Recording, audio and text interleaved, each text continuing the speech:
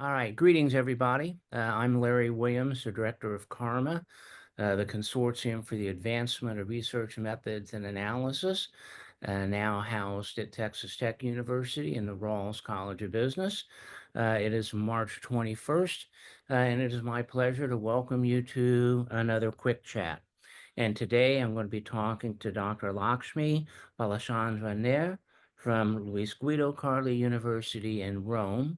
You may know her for her work substantively in the area of business ethics, but also she does a lot of work in the area of organizational qualitative research methods and particularly case studies. And we're taking this opportunity to chat with her today as part of our promo for her webcast lecture, which we'll be giving 1 week from today on March 28th. So, Lakshmi, we're really excited to have you contributing to the Karma program, and we have strong support for qualitative methods as well as quantitative methods. And so, welcome to Karma. Thank you, Larry. It's a pleasure to be here. And also, I'm looking forward to giving the webcast lecture next week. So, thank you for this opportunity. Yeah.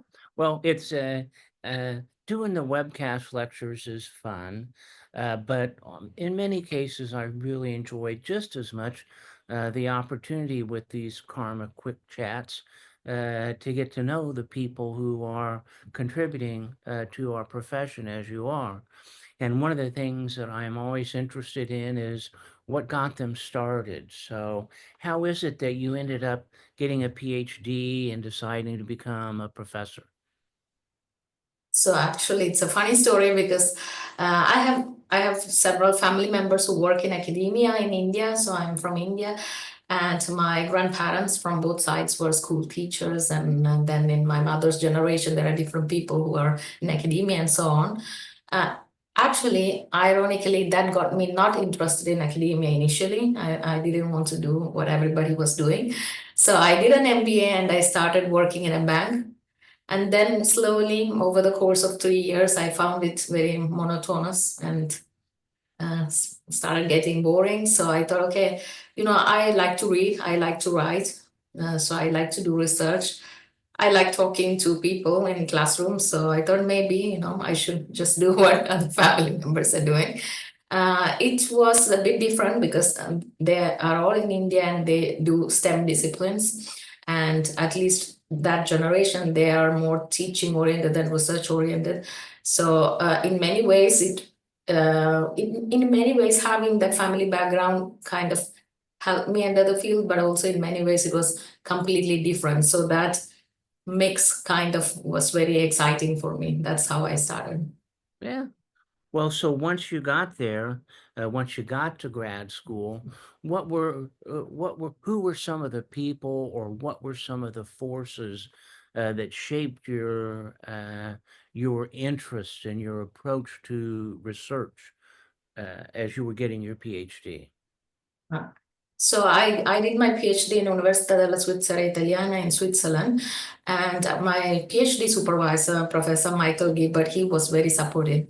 So he always encouraged new ideas, sometimes very unconventional ones, because his own areas of interest span across anything from wildlife to qualitative methodology. He's a marketing professor. So he played a big role in shaping me in grad school because, I had a lot of freedom to pursue whatever angle I wanted to take in my PhD.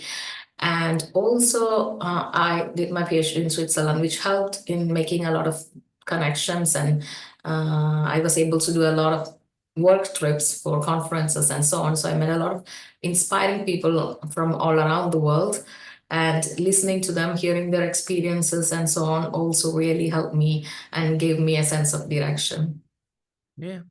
Well, I also find that even with people who have family that are in the profession, and even those for whom they have a very supportive doctoral program, that they have these views. We always, when we're in graduate school, look forward to being out. And we have these views about what it's going to be like to be on the other side when you're finally a professor, publishing, teaching, traveling. But there are some of these expectations that aren't really, oftentimes aren't met. So how did the reality from, if you can remember, to what you thought it was going to be like, how did the reality change for when you found yourself doing it? Okay, so for me, the reality hit at a later point in time. So I finished my PhD, then I started a position as an assistant professor in Netherlands, which was which was very quick for European standards because the norm, as I have seen here, is people do a postdoc after the PhD before they start assistant professorship. And I skipped that step, and that kind of gave me this unrealistic expectation about the speed with which I will go to the next levels and so on. Mhm. So actually that shock came to me a bit later, about 3 4 years after I started working as an assistant professor. But yeah, now I'm like going with the flow. I do what's required and sometimes more, but also I'm aware that there are differences, from country to country, from department to department, and so on. So right now I am in a department where I get to do the things I like. I'm in a community of people who do who do similar things. And because I'm in Italy and so on, the pace with which the progress happens is a bit different from other places. But I guess at some point we have to look at the pros and cons and see which is more important for you. And I think it's important for me to be at the context and at the department I am at. So maybe the next steps might be slower than my first time around, but I think this was the right step. So. Well, I think part of it, at least here in the US, the doctoral student kind of experience is pretty structured, and you go through, and as you finish your degree, there's a certain slope of what you're feeling, what you're accomplishing, and you tend to think that it's going to be that way the rest of your career, when in fact, for many, there's a lot of ups and downs, and it's not all easy. Well, as I mentioned, we're having you do your webcast lecture because of your expertise in research methods. I know from talking with you that you do a fair amount of professional development training in terms of workshops and lectures on different topics of research methods. Can you tell us a little bit about what that's like for you? Yeah, actually, I love doing methods workshops and I do it in different parts of the world. So I actually have a long background in research methods because my PhD was actually about methodology in management, which is a topic which as such doesn't exist in many contexts. In Switzerland, they had this methods PhDs, and then I moved to Netherlands. They also had this methods PhDs, but they don't exist everywhere, even in Europe. So my interest in methodology started even during my PhD years, and I always have this soft spot for methods. Now I do business ethics and organization studies and so on, which I really love. But at the same time, I love that I'm still keeping on doing my methodology research. And to get to your question, I like doing this methods workshop because first of all, I feel that they're very compact sized. I like it. We do this intensively for 3 days or one week, get to know people who are interested in it. And these are not usually not mandatory courses. So, it's people who are interested in doing it. And I always try to make the methods more applicable for early career researchers. But that's also a bit based on my own experience because when I started my PhD, there were some qualitative methodologies which I knew the steps, but I didn't know what it was called because there was not enough materials on it. Or if there were materials, they were more meta level philosophical type of books. So I try to make them more application oriented so that even early career scholars can follow it. And yeah, so I really love doing that and also meeting young students, young PhD candidates, keeping in touch with the field also through them. Yeah, yeah. Well, some of our viewers may know I come from a dual career family, and have raised two sons, and so it's always interesting how both women and men navigate those challenges. So, how is it that works for you? So when I talk about that, I have to talk about two sides of the same coin. So I'm in Rome, where which is the city where my husband is from. So I do have some family from his side. So I get some support from them to take care of my toddler. He's 3 years old. My husband is also very hands-on when it comes to childcare. He used to be a teenager. When he was a teenager, he used to be a football coach for a 5-year-old. So he knows how to handle toddlers and 5-year-olds and so on. So that's also very handy. Having said that, I still live in a big city like Rome, so it creates its own struggles. Getting from one point to the another, it takes sometimes hours on balancing work schedules with that of my husband's work schedule because he's also a professor. So I am balancing now, but I'm also trying to find ways to do it better. So to continue doing my job well, but without compromising on the time I spend with my child, because he will be a child only once. So majority of it is going well thanks to the help I get from my partner as well as his family. Well, it does take the collective efforts of a lot of people to make it work. And It takes a village, as they say. yeah, yeah. So, well, Lakshmi, as it turns out, I've been doing this for a while. And so, and I'm at a further stage in my career than what you are. I am very fortunate to have some great junior colleagues in the Rawls College at Texas Tech.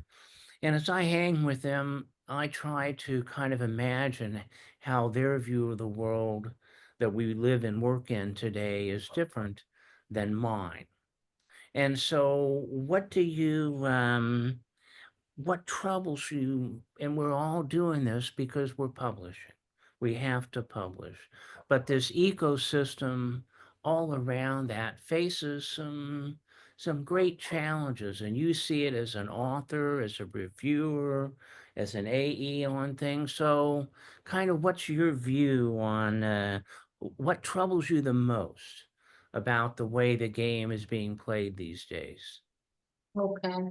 So regarding the publication ecosystem, I have found that after COVID-19, there has been many delays in the publication process.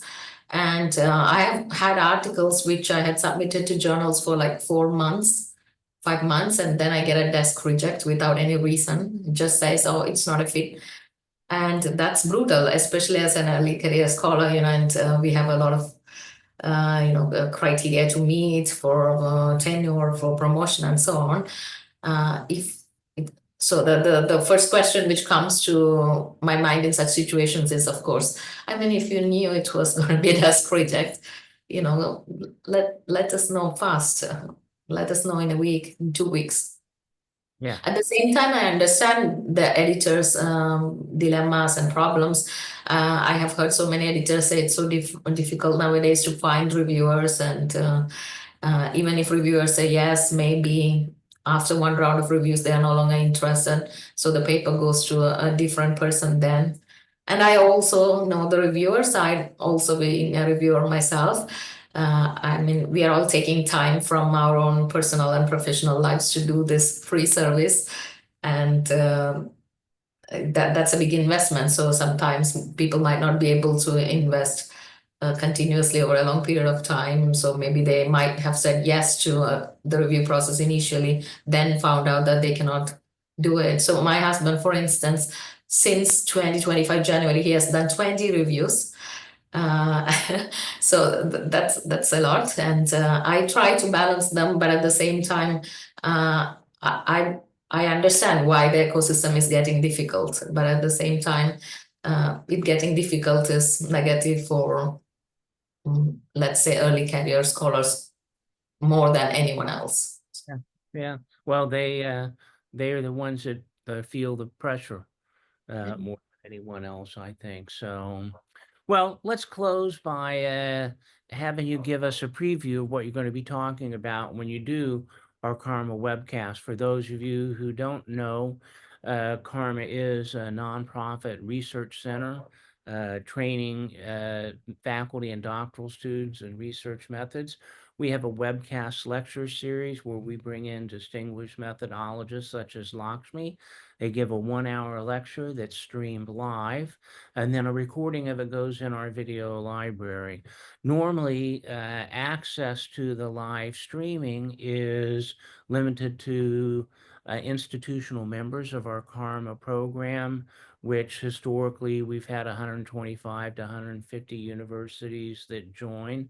But we also have a special relationship with the Academy of Management. So if you're a member of the Academy of Management, but your university is not a member of Karma, you can access it that way.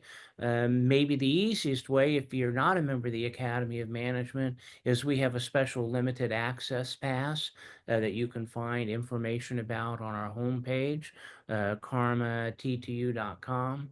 And that gives you access. So my bottom line point is, if you're watching this interview, you can join us next week for Lakshmi. Lakshmi, tell us what you're going to talk about. Yeah. So thank you, Larry. I am actually hoping that a lot of people join the lecture next week. So my lecture is based on a book I have co-authored with Professor Michael Gilbert, who was my former supervisor, as well as Professor Barira Hafiz Hourani, who was my former PhD student. She is now an assistant professor in Netherlands.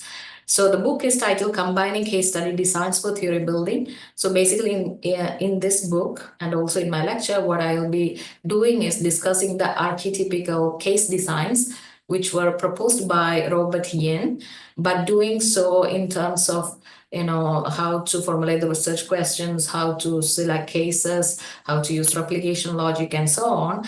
And also by talking about their strengths and weaknesses and by using examples from management and other social sciences. Then after this, I will also show how to sequence these different case study designs so as to kind of supplement and complement on the insights which can be gained from not sequencing them. And so the whole lecture is kind of an introduction to case study designs, so just the designing part, but with a how to focus also by talking about how some exemplar authors did it in their exemplar papers. Well, that's great. We're very much looking forward to that. That is 1 week, Friday, March 28th, and it is at 9 a.m. Eastern U.S. time, and I believe that makes it at 2 or 3 Europe time, but I forget. All that information's on the Karma website.